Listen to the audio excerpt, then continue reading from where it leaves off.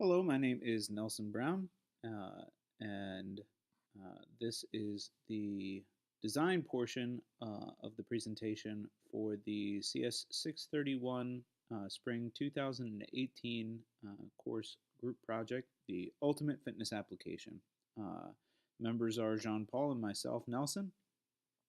Just because I am presenting, I do not want anyone to think that Jean-Paul did not contribute more or the same, if not most definitely more toward this project. Uh, I am very grateful for his help and guidance in a framework and architecture that I was very unfamiliar with.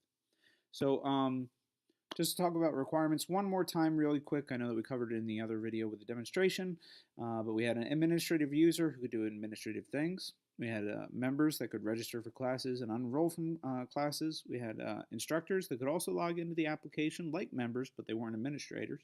And then anonymous users could view a listing of classes without the ability to register for them, or like the administrative user could not make modifications to those classes.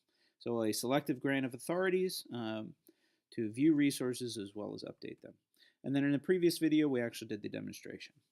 Now I want to talk about the design. So how do you get from this entity relational diagram that generated our final schema that we had discussed previously, and a set of requirements, and how do you turn that into an application? Well, one of the things that we looked at was team familiarity with a software stack based on similar projects that have been done in the past. I want to say that I had very little understanding or knowledge of the Spring framework, but Jean-Paul had quite a bit, and so we chose the Spring Boot framework. That's because it's a prepackaged architecture with a set of patterns that you could sprinkle in. For example, the Spring Security can authenticate members. The Thime leaf can render templates out where you just push in the information. Hibernate connects the Java object-oriented programming principles to the underlying database layer that was chosen in Postgres, and then JUnit for doing all of our integration testing. So to see how that kind of looks, you have an actor with a web browser. He connects to the internet. They're turned around via access control if they're unauthorized to view a specific resource. Now you have a set of layers, view layers, controllers. So these two work in tandem to push out and render requests and responses as HTML pages. We have service layers where our core business logic is kept, for example, administering classes. You have repositories for data access and how the data access layer is laid out. And then you have the framework itself, Hibernate, that does the translation between those object relationships with one another, with object relationships into actual SQL queries. And then there are stored procedures in our Postgres database, along with a defined schema, also written in SQL. And all this works together. For our process, and I'll talk a little bit about that in a follow-on video if anyone happens to be interested, was to use Bitbucket with its issue tracker, a pretty rigorous testing scheme and continuous integration that Jean-Paul had set up. And so we would push our commits out to Bitbucket, and then if they were done to the master branch, then it would automatically build that out and put it on the endpoint that it's accessible to you today. So for our implementation overview, Spring Boot is a division of components that have very loose coupling. There's a high degree of separation and concerns, and the framework provides dependency injection annotations that connects these pieces together. So to talk about a little bit about the framework is to talk about these high-level packages. So configuration permits high-level configuration details of the application, what resources are where, where's the database, what types of ORM layer are you actually going to use, that kind of thing. The data layer provides mappings of tables to the relations that are actually defined in the schema in the database. The service layer is the connection between the outside world that's approached via the web package and the data that's encapsulated within the data package. And the web layer defines controllers that map request handlers identified through their URIs to the actual handling logic. It also defines what are called data transfer objects, where like intermediate objects that store user pertinent information that's provided and then translates that into the entities that will be persisted to the database. So let's talk a little bit about the data layer. So we have, how do we take that schema, so we can kind of understand how we get from the final design schema to the actual physical design as rendered in the SQL language. So here we have the room definition. It has an ID and a capacity and a room number and a building name with a primary key of room ID. So how does that get mapped to the ORM layer? Well, you create a set of classes and you just say, well, what's the table name that this class is actually associated with? So it's associated with the room table name. And then other annotations provide hints about what columns that the specific field or member represents, and whether or not it can be nullable or not, and whether or not it's an ID or not. Some of them are more one-to-one than others. And then relationships between entities. So this is from the class data entity. Signifies that I have a room, which is defined here as follows. And within the class, there is a column called room ID. And we're going to join and create these entities of rooms via a join to get it out of the persisted data and into this object that can be operated on in the service data and controller layers. So let's talk about common patterns. We can't talk about the code base in its entirety, but let's talk about the common things that we do. So one common thing that we do is that the user will make a request. I'm the unauthenticated user, let's say, that wants to request the classes page. And so the first thing that will happen is that the authentication module will intercept that call and check the permissions about whether or not that's permitted or not. If I'm, for example, a unauthenticated user trying to access the administrative panel, the authentication module will say, oh, well, you can't do that, and return back to the view to be rendered a 403 status code. An error template is constructed, and then that HTML response is sent back to the user. If it is a permitted application, then the authentication module will allow that to go through. The controller will receive the requested mapping. For example, I'm the unauthenticated user that wishes to see a list of classes. And so the controller will turn that around and say, all right, well, I have to submit to the service layer or the data layer exactly what classes that there are that can be listed. So the service layer will take that object-oriented request and turn it into a SQL language program for execution. And so the database will take that SQL query, execute it, and then the framework will return back the mapped results. So the service layer will then maybe sometimes filter those results and sometimes modify those results. Not a whole lot, but applications do what applications will. And then finally, it's the responsibility of the controller to choose what template that should be viewed based on the request that was provided, along with variables that are filled in that the Thymeleaf templating engine will render correctly as a pretty HTTP response. And then finally back to the user for consumption. The other big pattern that we go through very, very often for classes, exercises, members, etc., is actually modifying the underlying data. So for a modify record, we do the same set of steps that we did for the view, Intercept the call if you're not permitted, 403, etc. If you are permitted, allow them through with a couple parameters. However, usually for a modification of a record, we have some additional information that we have to look up. If I'm a class, then I'm looking up what the current set of instructors or exercises are. So I will make that request for the underlying records, turn them into, again, SQL queries, and return that back. The one big difference between viewing a record and modifying a record is that you have this data transfer object, or the user interface model. So the appropriate user interface model will collect up and validate information that's provided from the user and map that correctly to an entity.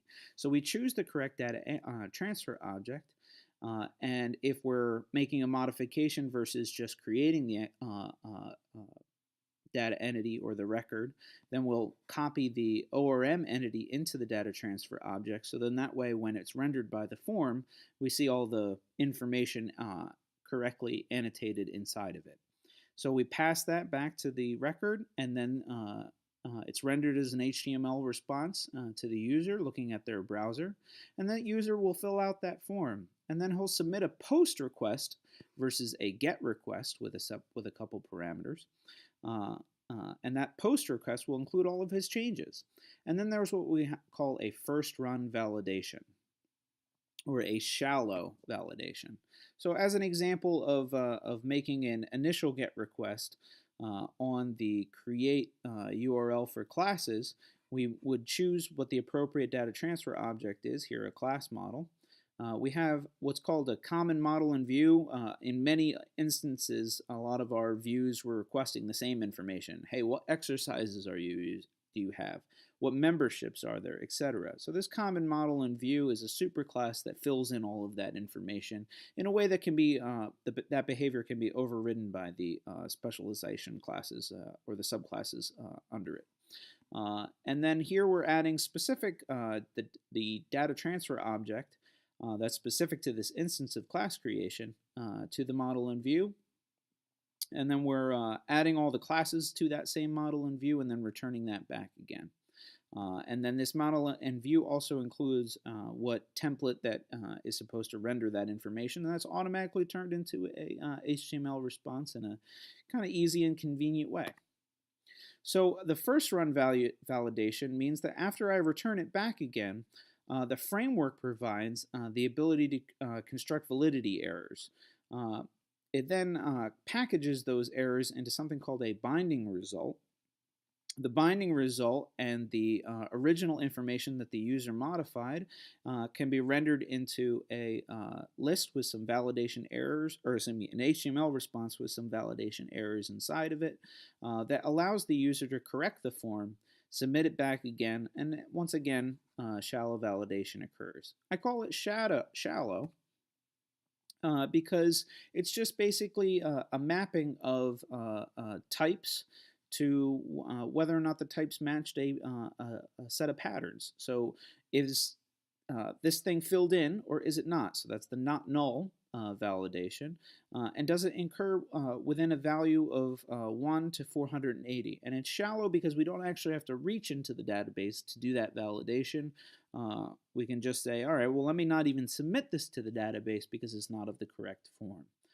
You could do this with other data types as well, not just integers, but strings. So we know that it should be not null, and at a minimum, it should be at least a string of length 1. And then some messages can be selected to tell the user that's the feedback that they would receive. So if the result, the binding result, has errors, we can note that here inside of the post method that we have the original class model, the data transfer object.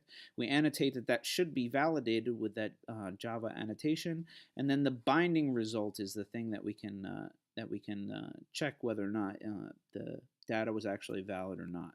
So if the result has any errors or not, then we can annotate those errors and return them back to the view. And that's all very simple and can be extended in a common pattern and way. So for example, if I submit it with no duration, I see that I should provide a duration back again, and the value should be between 1 and 480. Again, I haven't done the actual real database work at that point. So let's give a more concrete example of the deep validation, where we actually have to go to the database in order to figure out whether or not something was done correctly or not. So here we have the rest of the class creation process. We do some parsing of the start time. If all of the values were correct, then we should be able to do so. And we get what that duration is, and then we say, hey, class administration service, create me a class. Get the exercise that was indicated by the user, get the instructor, get the room, get what the start time is and what the duration is. So the class administration service will actually throw an error of an instructor conflict exception or a room conflict exception, and we can turn that back around in the same way that we did with the, in the same pattern or way that we did with the shallow validation. By just taking that message that comes back and turning that into an error message. And then turning back around what the user had provided so that they don't have to fill in every single form element once again. So to kind of take a look at that, so the request is executed. In our instance, we actually modeled that as triggers within the database. So if a trigger kicks off, and I'll talk about what that trigger contained in a moment, then we construct some validity errors, we package those errors, we render the result, and the user corrects that form. If my instructor overlapped with a different time period, then I'll change the instructor. So he corrects the form, posts that's out. We get our first line validation, make sure that we didn't forget to include the duration, or we made it null, or we made it some value that's not acceptable, and then we submit the rest of it and do the whole process over again. Maybe we go through it one more time because the room was invalid. We keep looping with this until the triggers don't execute anymore, and we finally get satisfied constraints. Then we will map the values back, filled with the results. Same thing with the view, common pattern, pass the back the results, sometimes filtered, sometimes modified, choose the correct template, render it back in a response. So if the response is, hey, the class was created correctly, maybe I take you back to the class creation form and you see all of the classes that are indicated below, or maybe I take you back to the administrative panel, or whatever what have you.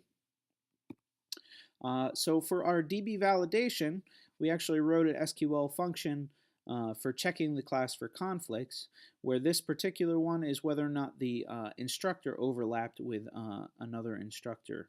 And we want to make sure that we're not overlapping with the record that we're modifying. So we want to make sure that the new class is not the one that we're comparing against. Otherwise, if we do overlap and have a conflict, then we'll raise an exception, and then we'll say the instructor overlaps with this existing class. So this is actually done on the Postgres side each time, and then that exception is bubbled up back to the application, and the application renders that as a error message provided to the end user. There are a couple different triggers that we do. We check for conflicts. We update the end date as a trigger as well. We wanted to try and give like a host of different SQL methods. Jean-Paul worked on this specifically, and I just tried to follow along as best I could. So these are the two error messages that we saw from the demonstration.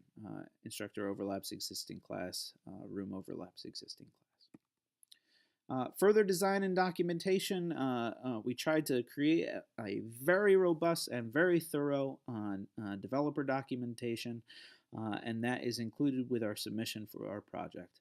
And that's contained within the design documentation. Any further questions, I would be happy to follow up and submit those. Questions and answers will be during the actual live session. And I have some extra time slides that will be included in a separate video about our design process and how we went through with that. Thank you for your time, and I'll stop the video here.